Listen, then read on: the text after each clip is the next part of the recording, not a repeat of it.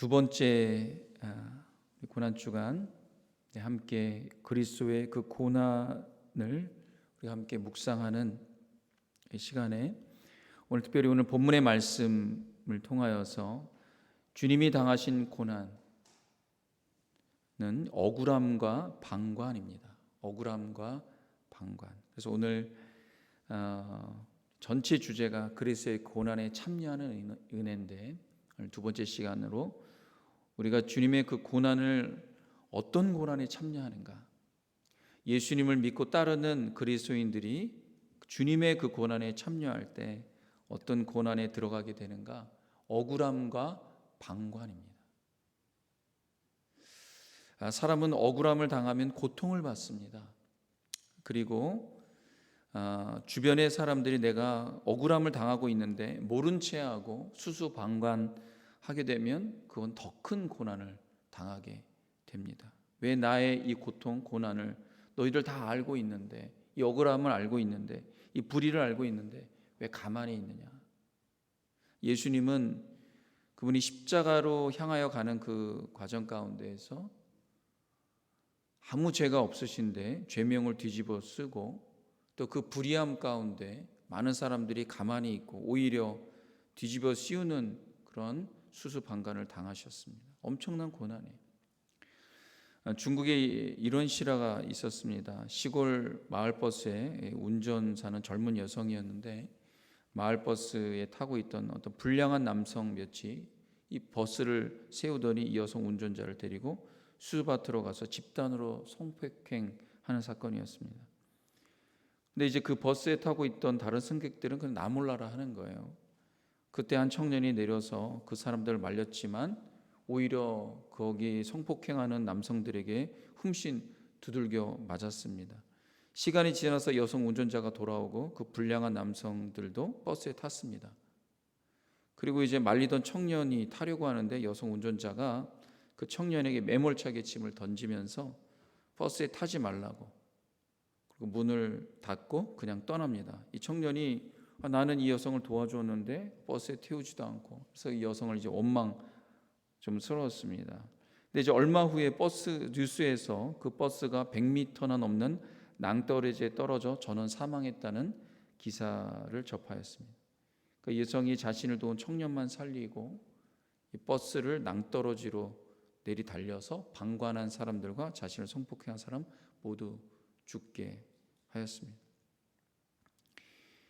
너무나 억울하고 너무나 불의한 상황 가운데 모두가 다 무관심한 동조자가 된 것에 분을 참지 못하고 이제 낭떠러지로 떨어진 거죠. 이 사건이 굉장히 큰 충격을 주었습니다. 사람은 잘못을 알고도 방관하기도 합니다. 왜 그런 일이 일어나는가? 자신이 피해를 볼까 봐, 내가 손해볼까 봐 억울함을 풀지 않는 것이죠. 방관을 당하는 입장에서는 너무나 고통스럽습니다. 불의를 보고 무관심하는 것, 그것 또한 불의입니다. 예수님이 두 가지 커다란 고난을 받으셨어요. 죄가 없는데 십자가의 처형을 받아야 했고, 그 다음은 잘못 없는 줄 알면서도 나 몰라라 한 유대인들과 빌라도의 방관입니다. 오늘 우리가 함께 읽은 이 말씀이 그 말씀이에요. 22절에 보면 유대인이 이제 빌라도에게 예수님을 십자가에 못 박으러 소리칩니다. 근데 이 유대인들이 어떤 사람들이냐? 얼마 전까지 예수님을 왕이라고 예루살렘에서 호산나 환호했던 유대인들입니다. 그들이 갑자기 돌변하는 거예요. 며칠이 안 돼서.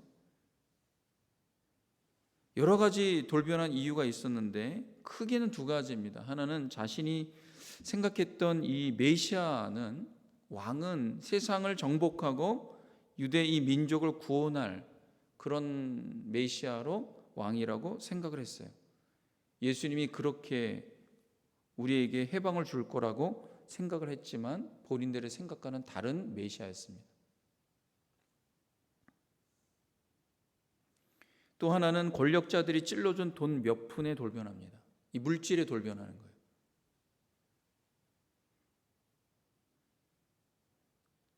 예수님이 자기가 생각한 구원자가 아니면 믿음을 저버리는 사람들이 있습니다. 내가 생각하는 메시아여야 되는 거예요. 예수님은 나와 맞지 않는 메시아이기 때문에 나는 예수님 믿지 못하겠습니다. 유대인들이 그랬던 거예요. 그리고 물질 몇 푼에 믿음을 저버리기도 합니다. 유대인들이 그런 사람들이었습니다. 이게 우리의 인간의 연약함이죠. 근데 그런 사람들을 위해서 예수님이 십자가에 달려 죽으셨습니다. 22절에 보면 빌라도가 이렇게 말합니다. 빌라도가 이르되 그러면 그리스도라 하는 예수를 내가 어떻게 하랴? 유대인들이 말합니다. 그들이 다 이르되 십자가에 못 박혀야 하겠나이다. 여기 모습에 보면요, 빌라도가 이 말을 듣고요 굉장히 당황합니다. 무지 당황합니다.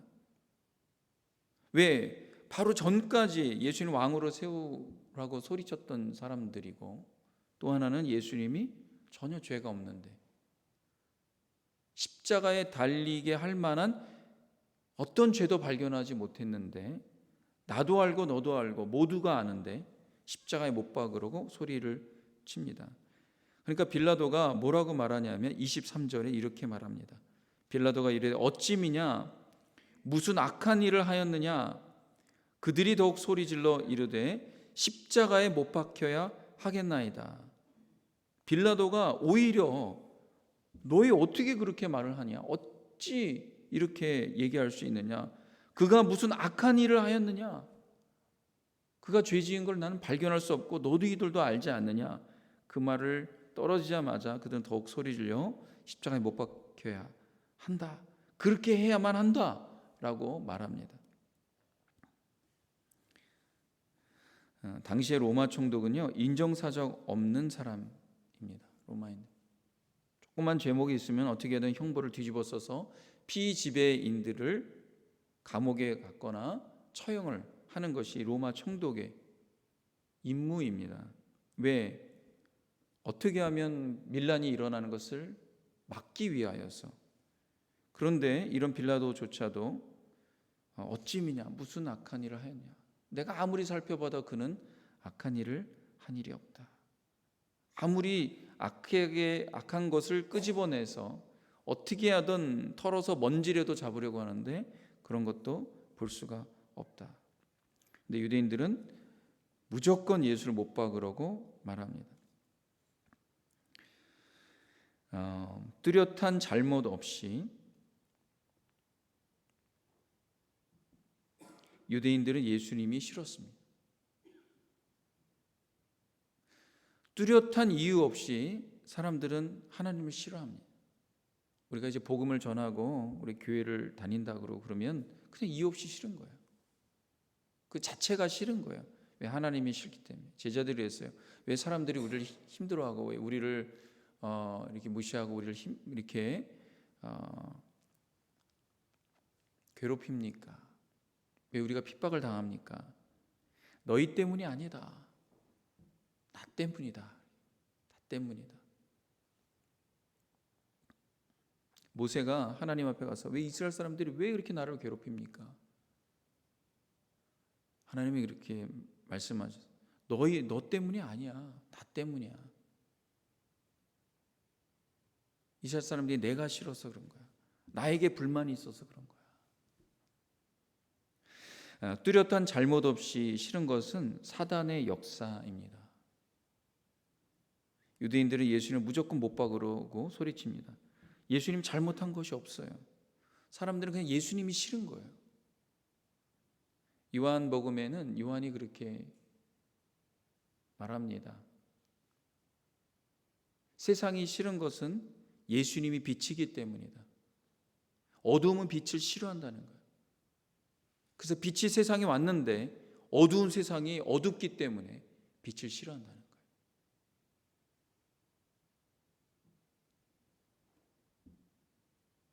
술자리에서 가장 하지 말아야 될 얘기가 어떤 얘기입니까? 예수님 얘기. 술맛 다 떨어진다는 거예요.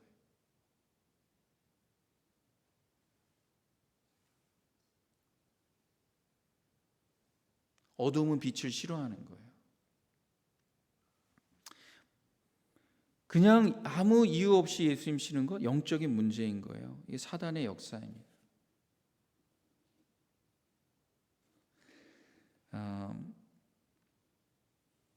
한국도 그렇고 미국도 그렇고 이제 학교에서 또 때론 일터에서도 그래요. 이 어린이들만 그런 게 아니에요. 어른들도 그래요. 이 불링의 문제가 굉장히 큽니다. 왕따 하는 거죠. 그럼 이제 학생들에게 묻습니다. 왜 저 학생에게 왕따하냐고 너희가. 그럼 무슨 이유가 있냐 그러는 거예요. 뭐 잘못했냐 너희들에게. 없다는 거예요. 잘못한 게 없다는 거예요. 그럼 왜 걔한테 그러냐? 그럼 물어보면 거의 99%가 다 그냥 싫다는 거예요. 제가 그냥 싫다는 거예요. 무슨 문제입니까? 이게 사단의 역사인 거예요. 그냥 잘못한 게 없는데 싫은 거예요. 그냥 쳐다보기도 싫고 그가 말하는 것도 싫고 그의 존재 자체가 싫은 거예요. 여러분, 예수님이요 이 세상에 십자가에 당하죠. 왜 그럴까요? 예수님의 존재 자체가 싫은 거예요. 그분은 빛이기 때문에, 그분이 진리이기 때문에 그래요. 거짓은 진리를 싫어합니다. 어두움은 빛을 싫어하는 거예요.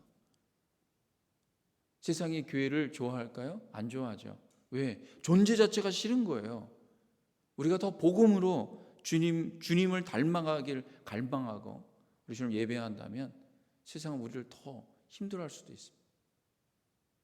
물론 교회 자체의 잘못으로 인해서 문제가 되는 경우도 있죠. 그것은 교회가 회개하고 정말 주님을 말씀을 순종하고 믿음으로 나아가려고 애를 써야 되겠죠. 그러나 여러분, 정말 복음을 제대로 한번 전해 보십시오. 아마 거부하고 핍박하고 왕따하고 그럴 거예요. 대학생들이 미국에도 그렇고 한국에도 그렇고요. 대학생들이 교회 다니는 것을 숨기는 이유 것도 있고요. 직장에서도 그래요. 왜 그러냐? 교회 다닌다 그러면 무조건 그 그룹에서 제외해 버린다는 거예요.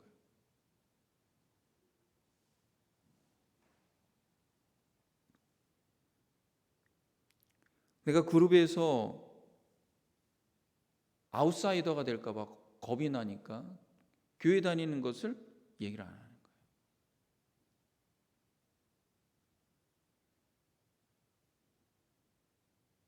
직장에서도 그렇고 사업할 때도 그렇고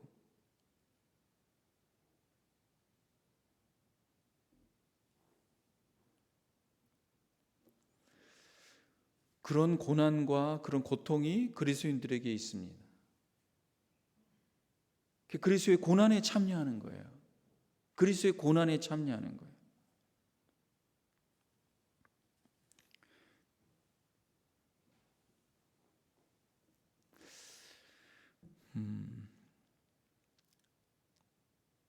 또 하나의 문제가 있는데 그렇게 왕따 당하는 그 상황 가운데에서 옆에서 방관하고 무관심한 또 하나의 무리입니다. 불의가 저질러지고 있는데 그냥 가만히 있는 거예요. 오늘 예수님께서 그 일을 또 당하셨죠. 24절에 로마 총독 이제 빌라도가 소리 지르면 십자가에 못 박으라고 하는 유대인들 보면서 밀란이 일어날까봐 자기 커리어에 힘집 생길까봐 모른 체하고 방관하는 장면입니다. 그래서 십자가에 못 박도록 내어줍니다. 24절에 빌라도가 아무 성과도 없이 도리어 밀란이 나려는 것을 보고 물을 가져다가 무리 앞에서 손을 씻으며 이르되 그 사람의 피에 대하여 나는 무죄하니 너희가 당하라, 이렇게 말합니다. 우리가 매주 신앙 고백하는 사도신경에 보면 어떻게 나옵니까? 본디오 빌라도에게 고난을 받아 십자가에 못 박혀 죽으셨다, 이렇게 우리가 신앙 고백할 때 꼭 나오는 이름 아닙니까?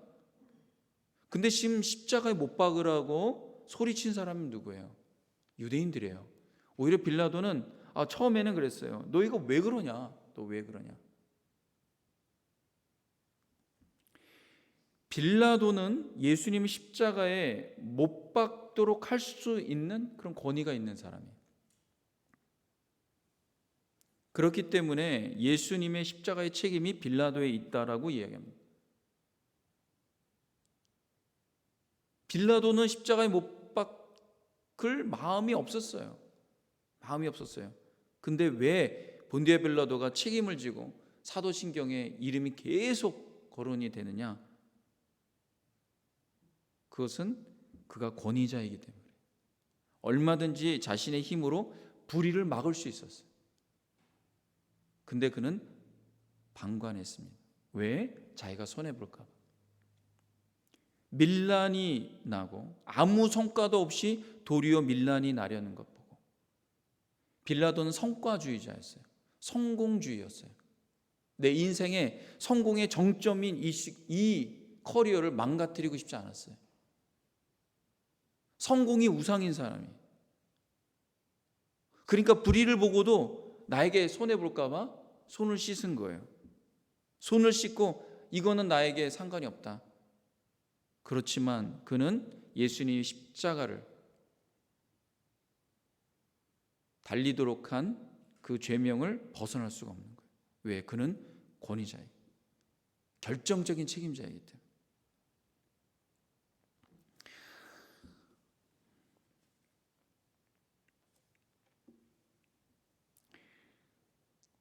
우리는 예수님 때문에 억울함을 당하고 때론 의롭게 행하다가 주변에 무관심을 받기도 합니다. 그것은 고통이고 고난입니다. 근데 그 억울함을 주님이 아시는 거예요. 주님 때문에 당하는 무관심, 오히려 주님의 관심을 받습니다. 여러분, 사람의 관심과 인정을 받으면 좋아지죠. 그런데요, 때로는 사람의 인정이 잘못된 인정일 수 있고 주님의 영광을 가리는 사람의 잘못된 관심일 수 있어요. 그래서 우리의 목적이 사람의 인정과 관심을 두지 말아야 돼요. 만약에 그렇게 되면 빌라도와 같이 될 수 있어요. 내가 손해볼까 봐. 그리스도의 그 고난에 참여하는데 내가 손해보는 거예요. 주님의 그 고난에 참여하는,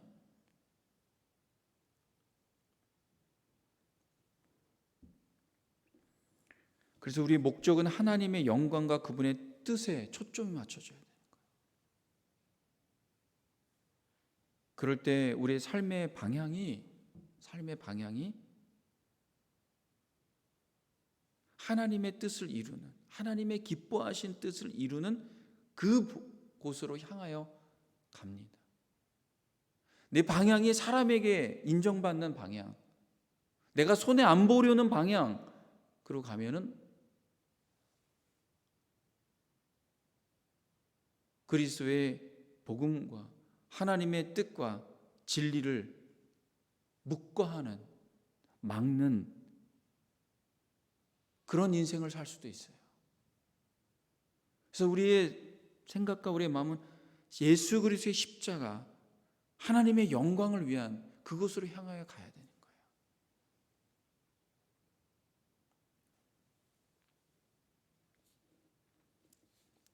예수님은 억울함을 당하시고 무관심과 방관을 당하셨지만 어떻게 그는 십자가를 향하여 계속 갔는가? 그것은 그 사람의 인정, 사람의 관심이 그분의 목적이 아니었어요.